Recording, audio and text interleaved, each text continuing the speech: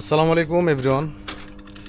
এই যে এখন সবগুলো লাইন বন্ধ হয়ে যাবে, বন্ধ করে দিচ্ছি লাইন। ঠিক আছে, কেন বন্ধ হচ্ছে লাইনগুলো আপনারা কি জানেন?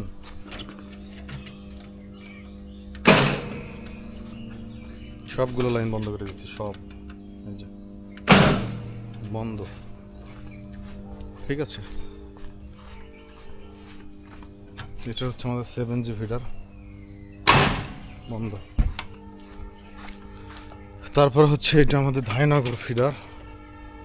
ঠিক আছে, এই যে দেখেন বন্ধ। তারপরে হচ্ছে এটা আমাদের শ্যামপুর ফিডার বন্ধ। তারপরে হচ্ছে আমাদের মিনি ফিডার, যেটা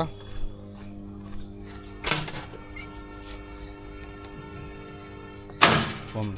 কেন বন্ধ জানেন?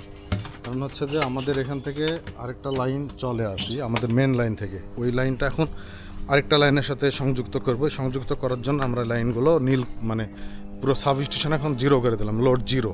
এই সাব স্টেশন এখন কোনো লোড নাই, শুধু পাওয়ার ট্রান্সফার চালু আছে। বুঝতে পেরেছি?